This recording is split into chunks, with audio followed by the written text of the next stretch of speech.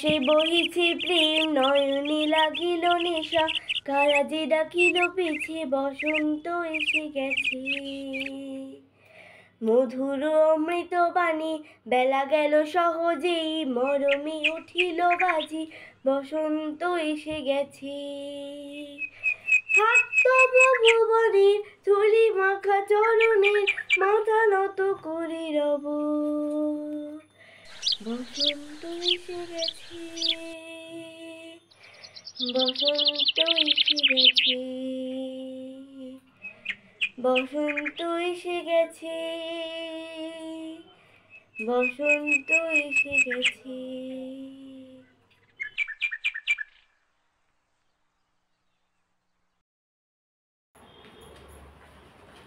নমস্কার বন্ধুরা, রূপদী রান্নাঘর অ্যান্ড সোশ্যাল থেকে সবাইকে জানাই স্বাগত।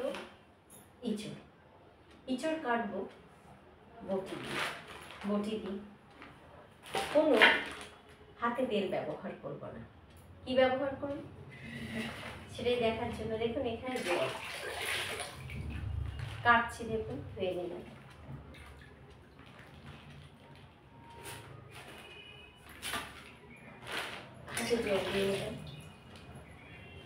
শশা কাটি না আমরা, কাটার পরে জাস্ট এরকম করে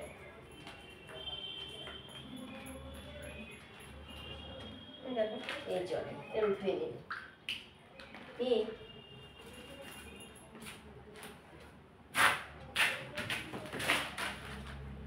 পিস পিস করে জলে ফেলে দিন। দেখুন ওরা হাতে কাটা আছে, আমি এটা দেখিয়ে দিচ্ছি।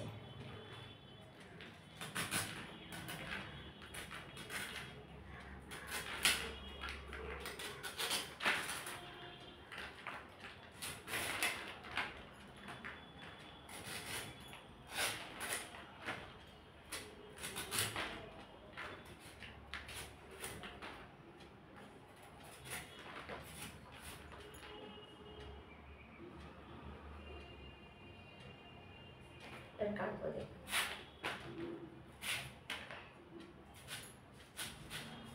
এই যে পুরো পিঠটা এখান থেকে জলে ফেলে দেবেন।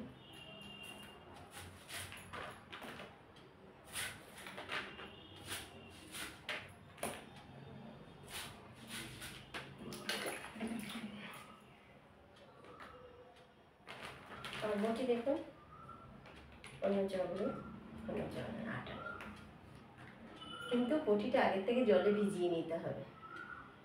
এটাই ছিল টিপস। হ্যাঁ, নিয়ে চলে এলাম আমি রেড মিট। এটা কিন্তু মুরগির লিভার নয়, এটা হচ্ছে মাটন লিভার। দেখলেই আপনারা বুঝতে পারবেন আশা করি, কারণ হচ্ছে রেড মিটের দেখবেন মাঝখানে একটু ফুটো ফুটো থাকে, আর এগুলো ভীষণ শক্ত হয়, সহজে ভাঙে না। মুরগির আলাদা দেখলে আপনি বুঝতে পারবেন। এখানে দেখছেন একটু লেবুর রস, এইটার মধ্যে একটা স্মেল থাকে, যে স্মেলটা অনেকে পছন্দ করেন না। তো লেবুর রস দিয়ে, একটু কয়েক ফোঁটা লেবুর রস দিয়ে আপনি নুন হলুদ মাখিয়ে কিছুক্ষণ ম্যারিনেট করে রাখার পরে এটাকে দেখিয়ে দেবো আমি পদ্ধতিটা। এই পদ্ধতিতে যদি আপনি ব্যবহার করেন তো আমার মনে হয় কোনো বন্ধুর খেতে অসুবিধা হবে না। দেখুন আমি এটা মাখিয়ে আর রেখে দেবো এইভাবে। তারপরে নিয়ে চলে এলাম রান্নাঘরে কড়াইটা দেখুন তেল দিয়েছি, অবশ্যই সর্ষের তেল।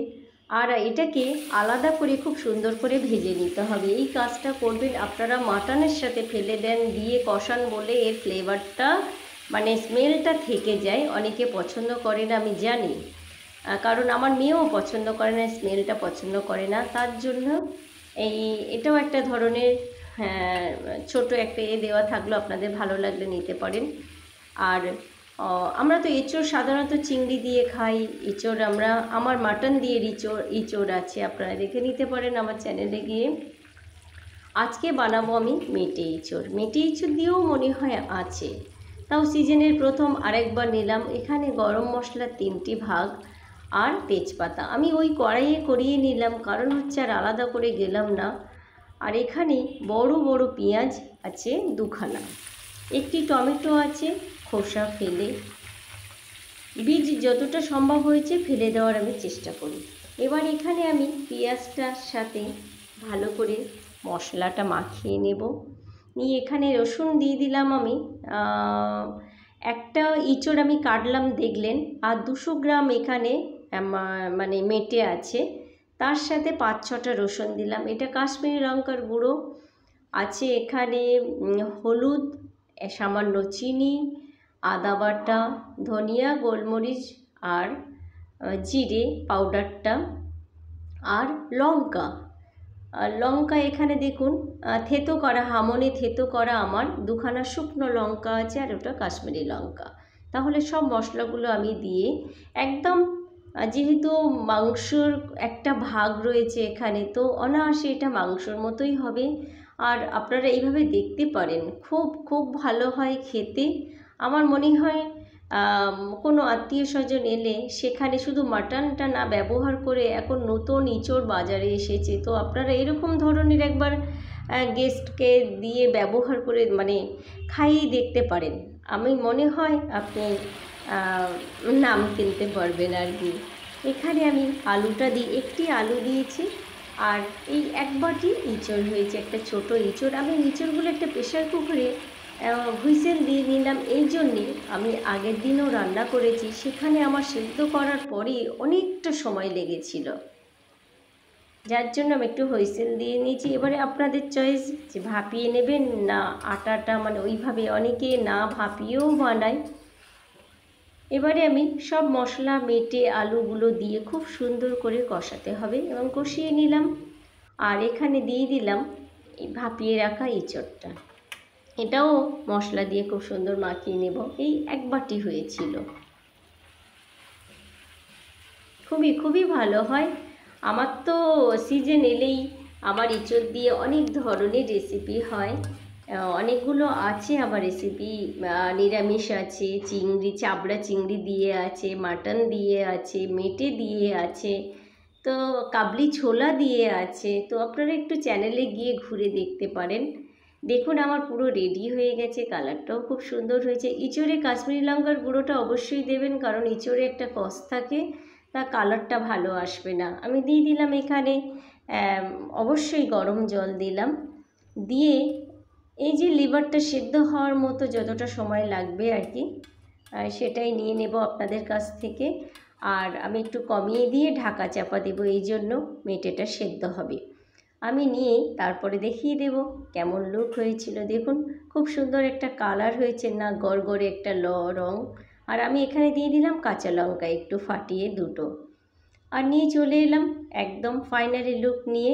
দেখুন আপনারা এবার বলবেন, আমার তো মনে হয়েছিল কালার থেকে, গ্রেভি থেকে, টেস্টি থেকে সবই সুন্দর হয়েছিল, সেই জন্যই আপনাদের শেয়ার করা।